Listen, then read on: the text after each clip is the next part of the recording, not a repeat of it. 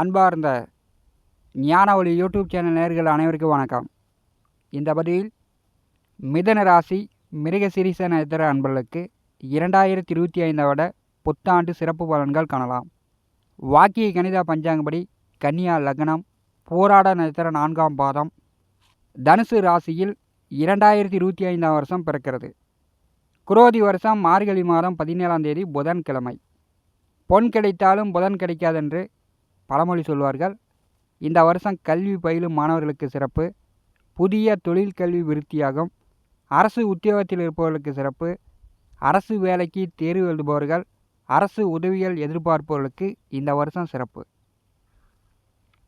வாக்கிய கணிதா பஞ்சாங்கப்படி இந்த வருஷம் பார்த்திங்கன்னா 3 வருட கிரக பயிற்சிகள் இருக்கிறது. குரு, ராகு, கேது, இந்த 3 கிரக பயிற்சிகள் இருக்கிறது. வாக்கிய கணிதா பஞ்சாங்கப்படி இன்னொரு 1.5 வருஷத்துக்கு கும்பராசியில் சனி பகவான் சஞ்சாரம் செய்வார். இந்த வருஷம் சனி பெயர்ச்சி கிடையாது. மிதுன ராசி மிருகசீரிஷ நட்சத்திர அன்பர்களுக்கு புத்தாண்டு சிறப்பு பலன்கள் காணலாம். நம்முடைய ஞான ஒளி யூடியூப் சேனலை பார்த்து கொண்டிருக்கக்கூடிய அன்பர்கள், இதுவரை சப்ஸ்கிரைப் செய்யாத அன்பர்கள் மறக்காமல் நம்முடைய சேனலை சப்ஸ்கிரைப் செய்து கூட இருக்கின்ற ஆல் பட்டன் அழுத்திங்க. நன்றி. செவ்வாய் பகவானுடைய நட்சத்திரங்கள் 3: மிருகசீரிஷம், சித்திரை, அவிட்டம். இந்த 3 நட்சத்திரங்களும் முதல் 2 பாதம் ஒரு ராசியில், மற்ற 2 பாதங்கள் ஒரு ராசியில் உடையப்பட்ட நட்சத்திரமாக, உடலற்ற நட்சத்திரமாக இருக்கும். இந்த நட்சத்திரத்தில் பிறந்தவர்கள் தவிர்க்க வேண்டிய விஷயங்கள்னு பார்த்தோம்னா, டென்ஷன் ஆகிறது, மனச்சஞ்சலப்படுறது, உணர்ச்சி வசப்பட்டு பேசுவதை இந்த நட்சத்திரத்தில் பிறந்தவர்கள் தவிர்க்க வேண்டும். மிருகசீரிஷ நட்சத்திரத்தில் பிறந்த பெண்கள் சுகாதாரமானவர்கள், அழகானவர்கள், ஆடை ஆபரண யோகம் பெற்றவர்கள், தர்ம காரியங்களில் ஈடுபாடு உடையவர்களாக மிருகசீரிஷ நட்சத்திரத்தில் பிறந்த பெண்கள் இருப்பாங்க. செவ்வாய் பகவானுடைய முதல் நட்சத்திரம் மிருகசீரிஷ நட்சத்திரம் மிதுன ராசியில் 3-4 பாதங்கள் அமர்ந்திருக்கிறது. 2025 வருட தொடக்கமே ராசிக்கு தனம், வாக்கு, குடும்பஸ்தானாதிபதியும் தைரிய வீரியஸ்தானாதிபதியும் ஜென்ம ராசிக்கும் 4ஆம் வீட்டிற்கு அதிபதியான சூரியன், சந்திரன், புதன் 3 கிரகங்கள் மிதுன ராசிக்கு 7வது வீட்டிலே கூட்டணியில் அமாவாசை யோகத்தில் சஞ்சாரம் செய்கிறார்கள். இந்த வருஷம் மிருகசீரிஷ நட்சத்திர அன்பர்கள் அரசு வேலைக்கு முயற்சி செய்யக்கூடியவர்கள், அரசு தேர்வு எழுதக்கூடியவர்கள், இந்த வருஷம் நீங்கள் தேர்வு எழுதுனீங்கன்னா அரசு வேலை கிடைப்பதற்கான வாய்ப்புகள் உண்டு. 7வது வீட்டிலே சூரியன், சந்திரன், புதன் 3 கிரக கூட்டணி இருக்கும்போது அரசு வேலையில் இருப்பவர்களுக்கு உயர் பதவி, கூடுதல் சம்பளம் இந்த ஆண்டு கிடைக்கும். வண்டி வாகன தொழில் செய்து கொண்டிருப்பவர்கள், டிராவல்ஸ் வைத்து கொண்டிருப்பவர்கள், வண்டி வாகன ஓட்டுநர்கள் இந்த வருஷம் வாகனங்கள் மூலம் நல்ல பண லாபம் சம்பாதிக்கலாம். மிருகசீரிஷ நட்சத்திராதிபதி செவ்வாய் மிதுன ராசிக்கு 2வது வீட்டில் இந்த ஆண்டு 2025 மே மாதம் வரை சஞ்சாரம் செய்ய போகிறார். அதாவது கடகராசியில் தை மாதம் 5ஆம் தேதி வரை, பிறகு வக்கரகதியில் மிதுன ராசிக்கு மீண்டும் கடகராசியில் சஞ்சாரம் செய்வார். மிதுன ராசிக்கு 2வது வீட்டிலே செவ்வாய் அமர்ந்திருக்கும் போது உங்களுக்கு விவசாயம் மூலம், மண், நிலம், பூமி மூலம், செய்கின்ற தொழில் வேலை மூலம் உங்களுக்கு பண வரத்து உண்டு. செவ்வாய் 2ஆம் வீட்டில் அமர்ந்திருக்கும் போது துணிச்சலான பேச்சு, சாதுரியமான திறமையான பேச்சு, திறமையாக பேசி காரியங்களை சாதித்து கொள்வீங்க. வாக்குஸ்தானத்திலே தை மாதம் 5ஆம் தேதி வரை செவ்வாய் நேச வக்கரகதியில் சஞ்சாரம் செய்யும்போது ஒரு சிலருக்கு பல்வலி, கை கால் மூட்டு எலும்பு வலி, முகத்தில் சிறு சிறு காயங்கள் கூட ஏற்படுவதற்கு வாய்ப்புகள் உண்டு. தை மாதம் 5ஆம் தேதி ஜென்ம ராசிக்கு செவ்வாய் வருகிறார். குருபகவான் நட்சத்திரத்திலே செவ்வாய் சஞ்சாரம் செய்யும்போது வீடு கட்டலாம், விவசாய நிலங்களை பராமரிப்பு செய்யலாம், விவசாயத்தில் போட்ட விதை முளைக்கும், பயிர் நன்கு செழித்து வளர்ந்து வெள்ளாமை நல்ல விளைச்சலை கொடுக்கும். ஜென்ம ராசியில் செவ்வாய் வக்கரகதியில் வரும்போது கணவன் மனைவிக்குள் கருத்து வேறுபாடு இல்லாமல், அண்ணன் தம்பி பங்காளிகளுக்குள் சண்டை சச்சரவு இல்லாமல் மிருகசீரிஷ நட்சத்திர அன்பர்கள் பார்த்து கொள்வது நல்லது. ஜென்ம ராசியிலே செவ்வாய் வரும்போது வீடு கட்டுவதற்கோ வண்டி வாகனங்கள் வாங்குவதற்கோ இப்படி ஏதாவது ஒரு வகையில் கடன் வாங்கக்கூடிய நிலையும் ஏற்படும். மிதுன ராசிக்கு 12வது வீட்டிலே குருபகவான் வக்கரகதியில் தை மாதம் 29ஆம் தேதி வரை சஞ்சாரம் செய்கிறார். களத்திர தொழில் ஜீவனாதிபதி வக்கரகதியில் இருக்கும்போது தொழில் ஓரளவு வருமானம் கொடுக்கும். கணவன் மனைவிக்குள் ஒரு சிலருக்கு கருத்து வேறுபாடு, சண்டை சச்சரவு, பிரச்சனை, பிரிவினை இதெல்லாம் கூட ஏற்படும்.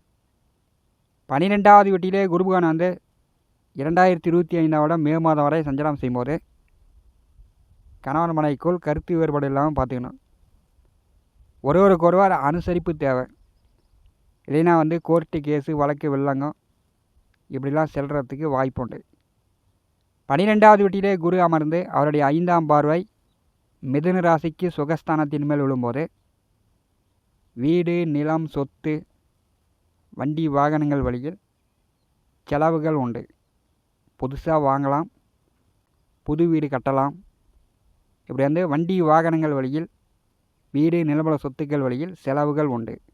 வீட்டை விட்டு வெளியில் தங்கி வெளிநாட்டில் தங்கி வேலை பார்க்குற மாதிரி வெளிநாடு வேலைக்கு முயற்சி செய்யக்கூடியவர்களுக்கு வெளிநாடு வேலை கிடைக்கும். மிதுன ராசிக்கு 10வது வீட்டிலே ராகு அமர்ந்திருக்கிறார். 4வது வீட்டிலே கேது அமர்ந்திருக்கிறார். 2025 ஏப்ரல் வரை, அதாவது தமிழோடபடி சித்திரை மாதம் வரை ராசி கேந்திரத்திலே ராகு கேது அமர்ந்திருக்கும் போது வெளிநாடு வேலை உங்களுக்கு வந்து கிடைக்கும். வெளிநாட்டில் போய் வருமானம் சம்பாதிக்கலாம். மீடியா, கலைத்துறை, சினிமா துறையில்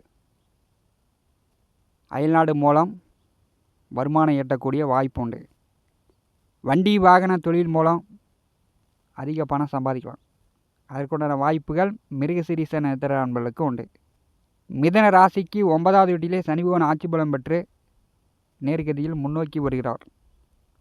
பாக்கியாதிபதி பாக்கியத்திலே அமர்ந்திருக்கும் போது தடையின்றி பாக்கியங்கள் உண்டு. தந்தை செய்கின்ற தொழில் வேலை நன்றாக இருக்கும். தந்தை மூலம் மிருகசீரிஷ நட்சத்திர அன்பர்களுக்கு உதவிகள் கிடைக்கும். ஒரு சிலருக்கு தந்தையாருக்கு வந்து ஆரோக்கிய தொந்தரவுகள் ஏற்படும். மருத்துவ செலவு தந்தையாருக்கு செய்யக்கூடிய நிலையெல்லாம் ஏற்படும். 9வது வீட்டிலே சனி பகவான் வந்திருக்கும் போது தந்தையை விட்டு உள்ளூர்லேயோ வெளியூர்லேயோ வெளிநாட்டிலேயோ தந்தையை விட்டு பிரிந்திருக்கும் போது தந்தையாருடைய உடல் ஆரோக்கியம் நன்றாக இருக்கும். அவருடைய தொழில் வேலை நல்ல வருமானம் சம்பாதிப்பார். அவருக்கு பேரும் புகழும் கிடைக்கும். தந்தையாருடனே இருக்கும்போது அவருக்கு வந்து பின்னடைவை சந்திக்கக்கூடிய அமைப்பு உண்டு. 2025 தமிழோடபடி சித்திரை மாதம் ராகு கேது பெயர்ச்சி நிகழ்கிறது. ராகு பகவான் கும்பராசிக்கும் கேது பகவான் வந்து சிம்மராசிக்கும் பயிற்சி ஆகிறார்கள். 3வது வீட்டிற்கு கேது வரும்போது உங்களுடைய சிந்தனைகள், புதிய சிந்தனைகள் மூலம் புதிதாக யோசித்து செயல்படுத்துவீங்க. 3வது வீட்டிற்கு கேது வரும்போது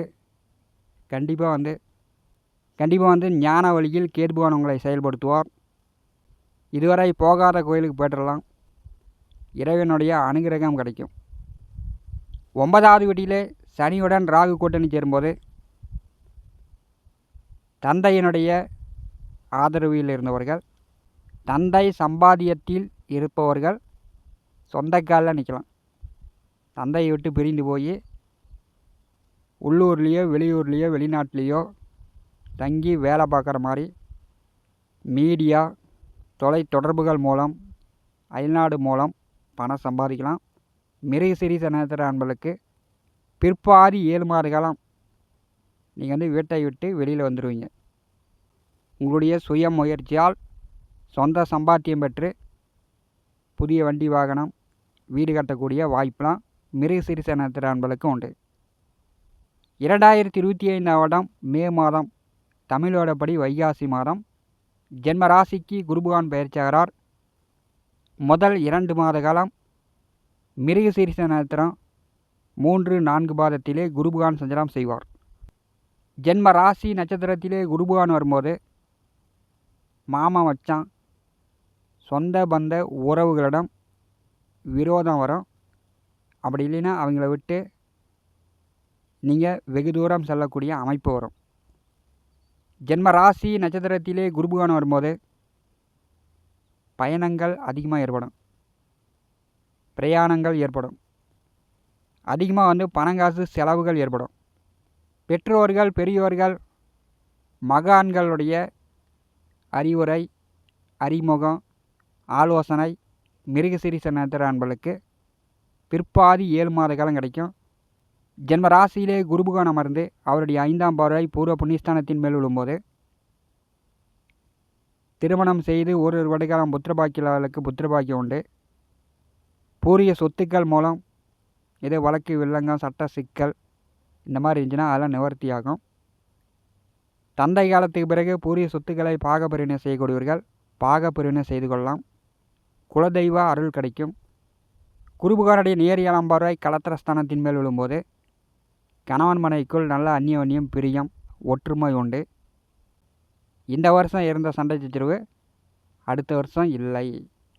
குருபகவானுடைய 9ஆம் பார்வை பாக்கியத்தின் மேல் விழும்போது உங்களுக்கு அதிக பயணங்கள் ஏற்படும்.